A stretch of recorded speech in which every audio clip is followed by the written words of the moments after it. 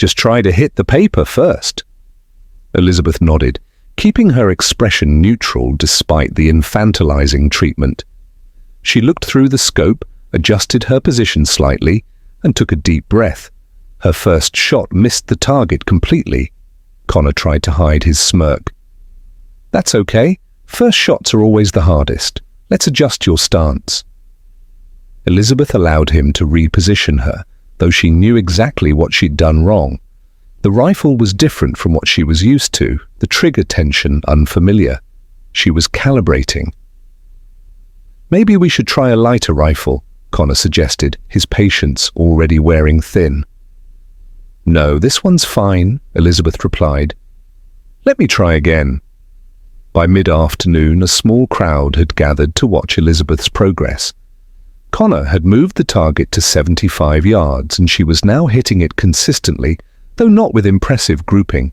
The Silver Eagles took breaks from their own practice to observe, their comments becoming less subtle. "Hey, Connor!" called Ryan, the youngest member of the team, his designer sunglasses perched on his perfectly styled hair.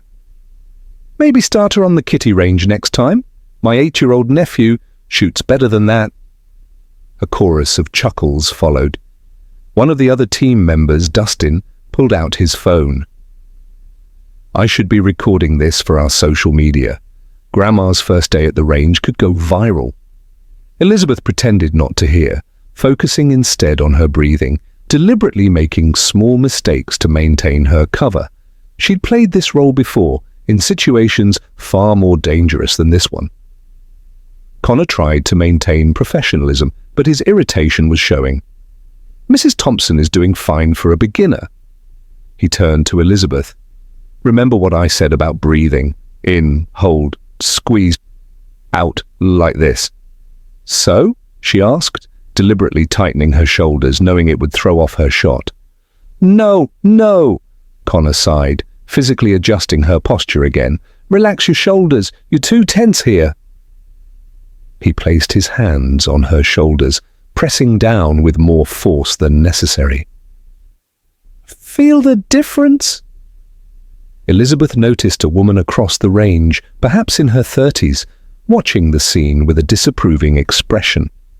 The woman caught Elizabeth's eye and gave her a subtle, sympathetic nod before returning to her own practice. From the main firing line, the Silver Eagles had set up a challenging drill, hitting targets at alternating distances. Their precision was impressive, each shot finding its mark with minimal adjustment. "That's how it's done," Marcus announced loudly, clearly intending for Elizabeth to hear. He triggered 3 consecutive shots, each hitting within inches of the center. Years of practice, dedication, and natural talent. Some people have it, some people should stick to knitting. His teammates laughed, not bothering to lower their voices. Ryan high-fived Marcus, adding, "Or bingo. Isn't there a senior center down the street? How's the senior class going, Connor?" Another called out. "Ready for the Olympic team yet? Maybe the geriatric division?" He pantomimed using a walker, hunched over. Connor's face reddened slightly. Being assigned to teach an elderly beginner was clearly damaging his reputation among the elite shooters he admired. Elizabeth could see his internal struggle, the professional instructor versus the man desperate for acceptance from his peers. "Let's try something different," he told Elizabeth, his tone clipped. "I'm going to set up a larger target at 100 yards. Just focus on hitting anywhere within the circle." Elizabeth missed the target entirely on her first attempt, prompting more snickering from the Silver Eagles. "Did you forget your glasses at home, Grandma?" Dustin called out. "Whatever you think best," Elizabeth replied mildly to Connor, ignoring the hecklers. Inside, she was cataloguing each comment, each face, not out of bitterness, but from decades of habit. Assessing personalities, weaknesses, pressure points. A range officer walking by frowned at the Silver Eagles but said nothing, unwilling to confront the facility's star team.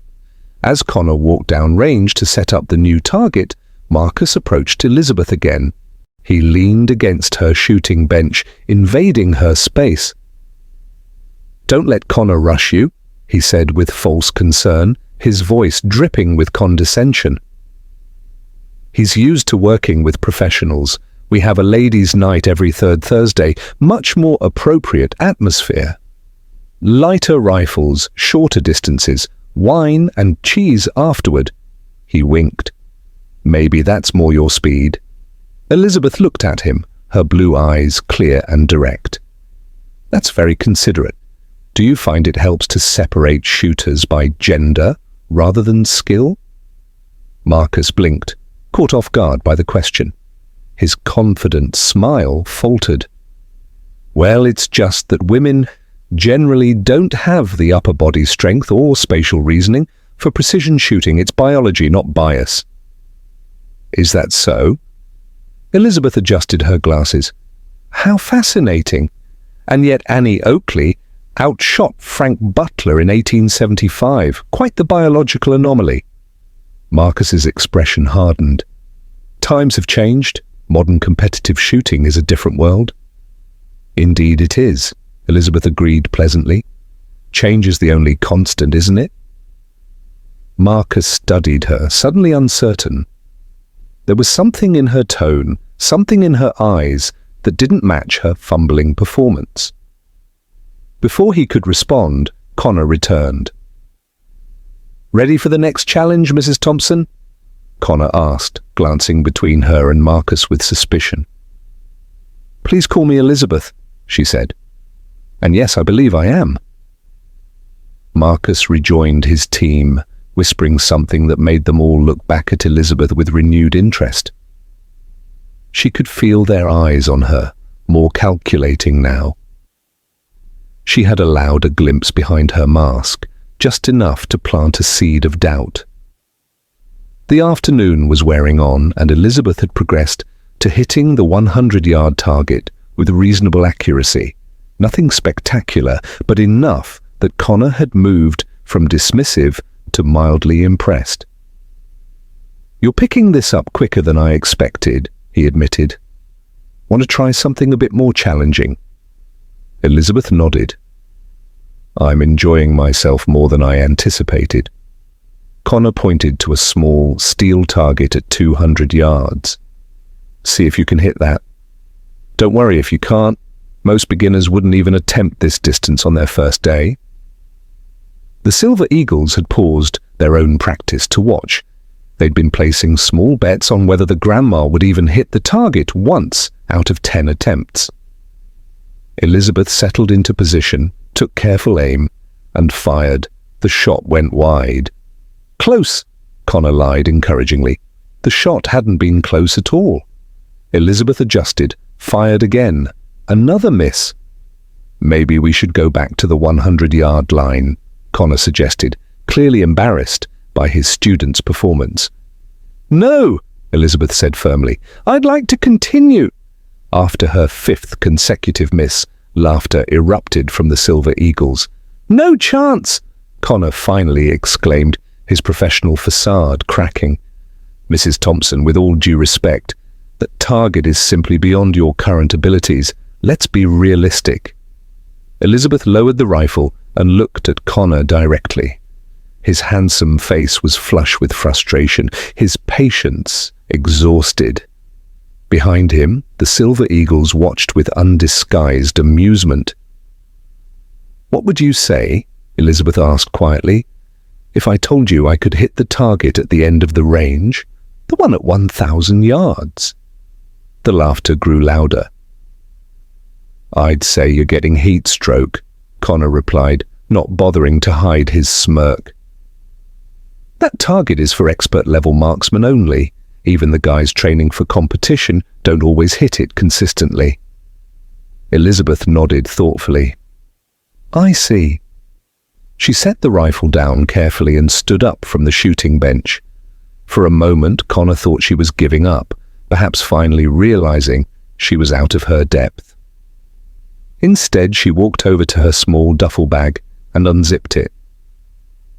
"May I use my own equipment?" she asked. Connor's eyebrows rose. "You have your own rifle?" "I do," Elizabeth replied, pulling out a weathered leather case. "A gift from an old friend." The silver eagles had gone quiet, watching with newfound curiosity. "Sure," Connor said, amusement returning to his voice. "Whatever makes you comfortable." Elizabeth opened the case, revealing a custom precision rifle that, even to Connor's experienced eye, was clearly exceptional. It wasn't flashy or new, but every component spoke of quality and meticulous care. "That's quite a rifle," Connor admitted, surprise evident in his voice. "Where did you get that?" "As I said, a gift." Elizabeth began assembling it with practiced ease, her earlier fumbling completely gone. Her movements were efficient, precise, almost graceful. Connor watched, confusion replacing his condescension. "Mrs. Thompson, do you actually know how to use that?" Elizabeth smiled, a different smile than she'd worn all day. It was confident, almost mischievous. "Let's find out, shall we?" The atmosphere at the range had shifted. What had begun as a joke, an elderly woman trying to play soldier, had transformed into something uncertain. The Silver Eagles had stopped their own practice entirely, drawn by the mysterious change in Elizabeth's demeanor. Connor stood to the side, arms crossed, watching as Elizabeth set up her rifle on the shooting bench. She adjusted the bipod, checked the scope, and ran her fingers along the barrel with the familiarity of someone greeting an old friend. "You want to try for the 1,000-yard target?" Connor asked, making one last attempt to dissuade her. "Even with a good rifle, that's practically impossible for someone who—" "Yes," Elizabeth interrupted, her voice calm but firm. "The 1,000-yard target, please." Connor shrugged. "Your call." He turned to the Silver Eagles. "Guys, we're going to need a spotter on the 1,000-yard target." Marcus volunteered, grabbing his high-powered spotting scope with an exaggerated sigh.